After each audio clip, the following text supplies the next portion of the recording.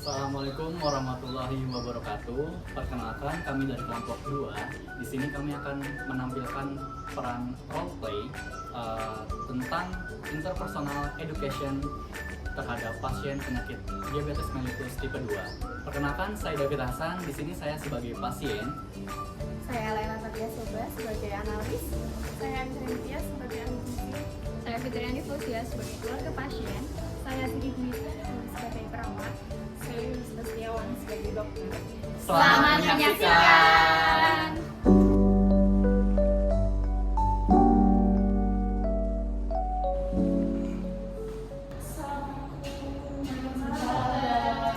Gimana dong? Ada yang bisa dibantu nggak? Oh iya, kebetulan kemarin tuh ada pasien yang ke klinik saya. Ternyata dia ini udah menderita DM tipe 2 sudah cukup lama, sekitar 2 tahun. Bapak usia 64 tahun. Ini sangat mengganggu karena dia ini udah rutin ke klinik saya, tapi ternyata tidak ada perubahan signifikan dari penyakit yang nggak ada, membaik nggak ada. Oh, itu pasien yang biasa dokter cerita itu ya? Iya. Yang mereka ke klinik tapi masih tetap nggak ada perubahan. Itu dari pengobatan terapinya bagaimana dok? Biasanya dapatnya apa? Untuk terapi obatnya biasanya dikasih Brinex sama Metformin. Apakah obatnya itu diminum dok? Makanya sih diminum ya, tapi nggak ada perubahan. Oh, seperti itu ya.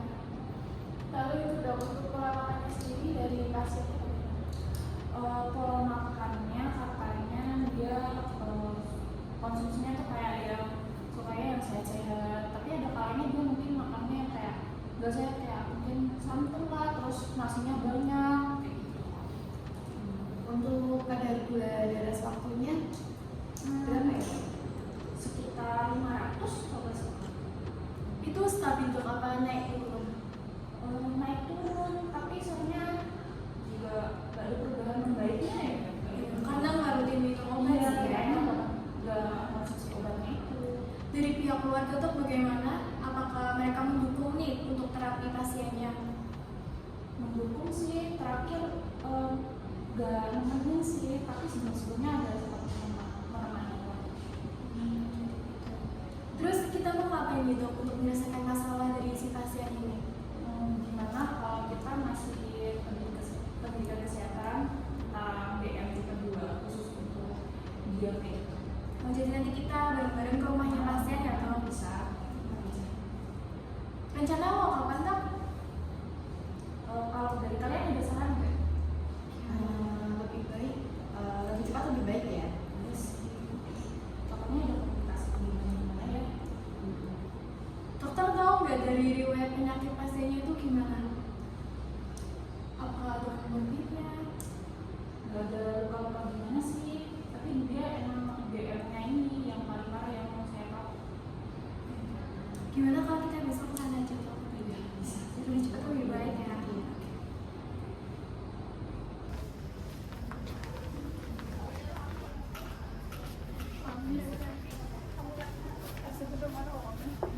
Assalamualaikum. Oh iya Bu Dokter, monggo silakan Bu Dokter duduk aja langsung ya. Iya.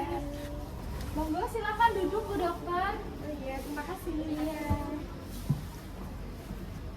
Oh iya Bu Dokter dan teman-teman dari klinik kesini ada perlu apa ya? Ibu, tujuan kami yang pertama yaitu kita mau silaturahmi dengan ibu dan keluarga. Yang kedua, beberapa hari yang lalu Bapak kan sempat kontrol tuh ke klinik kita. Nah, kebetulan tuh kok gula darah Bapak itu tinggi terus tuh, nggak stabil. Nah, maka dari itu kita kesini mau bagaimana cara kita untuk mengatasi supaya gula darah Bapak itu bisa stabil kembali gitu sih. Ya, kita diskusi. Mau dipanggilkan bapaknya langsung saja? Iya, boleh. boleh. Iya. Saya panggilkan dulu Iya. ya. Monggo Bu Dokter. Ini ada Bapak, silakan disampaikan apa yang perlu disampaikan, nggih. Oh iya Ibu, Ibu atas waktunya. Iya.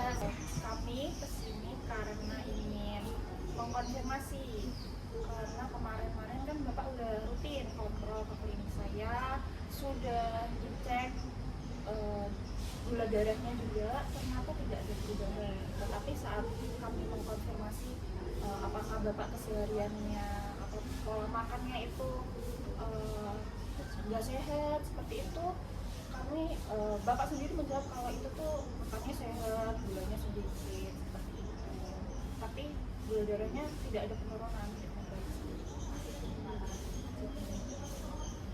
Loh, enggak kok, saya setiap hari makannya benar kok, enggak yang sehat-sehat terus kok.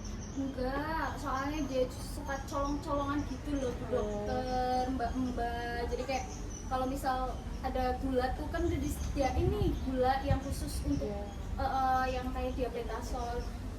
Terus itu tuh dia nggak maunya yang gula biasa itu loh. Jadi memang dari pola makan aja, sebenarnya dari bapaknya sendiri yang Agak susah iya, beneran yang gitu ya. agak susah. Ya tapi ya gimana ya, itu kan emang enak loh, nggak bisa terkontrol. Iya sih. Enggak, silakan Bu Dokter diedukasi saja, soalnya saya juga sudah berusaha semaksimal mungkin ya untuk mengedukasi Bapak di rumah untuk membatasi, tetapi beliaunya sendiri yang susah. Nah berarti kan di sini ada miskomunikasi, misinformasi ya antara bapaknya dan ibunya. Kalau bapaknya mengatakan kalau untuk pola makannya sudah terjaga, minum obatnya juga udah teratur, tapi dari ibu sendiri malah sebaliknya seperti itu. Kalau boleh tahu Bapak minum obatnya gimana Bu? Rutin 3 kali sehari sesuai anjuran dokter atau pripun coba? Sesuai sih untuk obatnya ya. Untuk obatnya kemarin dapat Glimepirid sama Metformin ya, yang 500 itu memang rutin setiap hari diminum, cuma ya kadang pola makannya Bapak sendiri yang susah diatur gitu loh Bu. Kalau boleh tahu setiap harinya Bapak makan apa Bu? Makan makanan sehari-harinya, lauknya atau cemilannya? Kalau makanannya sih ya makanan pada umumnya ya Bu ya, lauk-lauknya ya. Kalau cemilannya kadang saya nggak menyediakan, tapi kadang Bapak beli sendiri gitu loh Bu. Bisa dicontohkan dong Bu? Kayak semisal udah makan nih, terus tiba-tiba beli gorengan atau beli yang tepung-tepungan gitu loh Bu, padahal udah dikasih tahu kan rutin kontrol juga kan. Dari ibunya kalau masak skala si gulanya seberapa Bu? Sama garamnya? Kalau gula sama kalau garam itu saya mungkin secukupnya ya, cuma kalau gula karena mungkin saya agak suka sedikit manis, jadi agak saya manisin gitu loh. Ada lebih dari 1 sendok teh? Kemungkinan ada Bu. Oh iya, selain itu juga saya porsi makannya tuh dengan nasi yang cukup banyak, apa itu mempengaruhi? Itu mempengaruhi. Jadi harus dikurangin ya. Boleh dikurangin mungkin sedikit-sedikit, gak langsung harus banyak banget, tapi harus mengukur. Ya saya kira dengan makan yang banyak kan malah buat kuat. Tapi kalau bisa juga pakai nasi yang udah diminum dulu, jangan nasi panas ya. Kenapa itu kalau boleh tahu? Karena kalau misal masih panas itu kan kadar gulanya itu tinggi, dan itu bikin tambah, makanya kadar gula darahnya Bapak nggak turun-turun. Kalau menurut Bapak nih, dari Bapak kan suka makan gorengan, itu 1 hari bisa habis berapa biji Pak? Aduh, kalau berapa bijinya saya kurang tahu ya. Saya beli gorengan itu kurang lebih 5.000, itu cukup banyak. Ya saya habis sendiri. Bapak tahu nggak kalau tepung itu nggak baik buat penderita diabetes? Oh, iya tak? Iya, itu bisa menaikkan gula darah pasien diabetes. Jadi untuk pasien diabetes itu harus dikurangi tepung tepungannya. Selain itu juga saya sering pesan GoFood es teh jumbo. Apakah Sering itu? Bu, Mm-mm. sering. Ya boleh, soalnya juga itu banyak gulanya kan, pasti gulanya apalagi itu kan gulanya banyak. Ada tambahan manis buatannya juga. Jadi Bapak itu jangan suka minum manis dari pemanis buatan, itu justru tidak baik, lebih baik pakai gula. Itu manis gula yang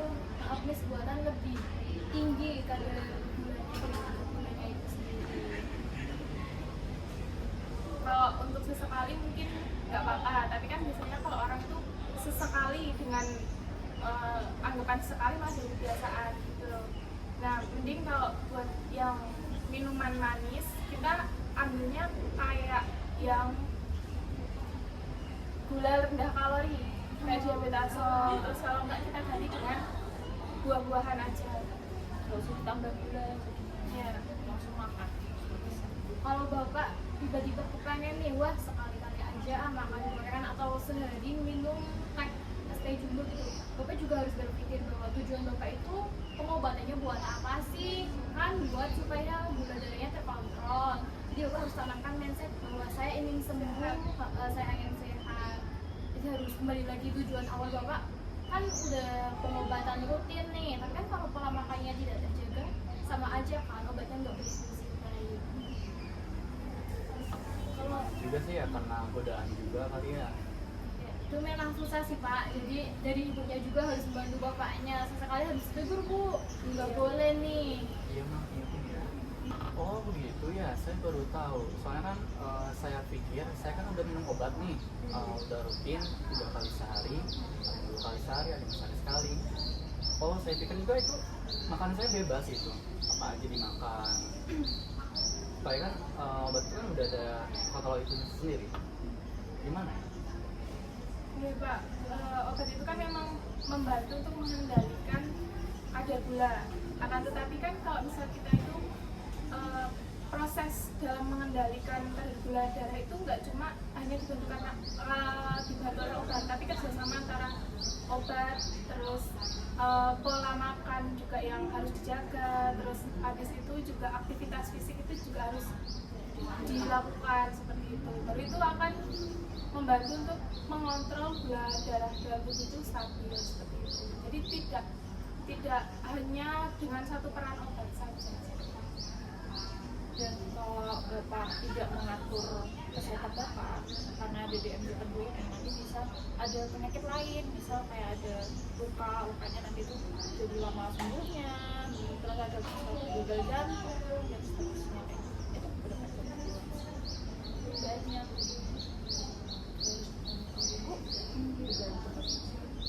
Jadi katanya kata mbak yang di pojok itu tadi biasanya nanti obatnya nggak berfungsi dengan baik. Terus gimana langkahnya kalau misal memang itu obatnya tidak berfungsi dengan baik? Toh nyatanya bapak juga gulanya masih tinggi.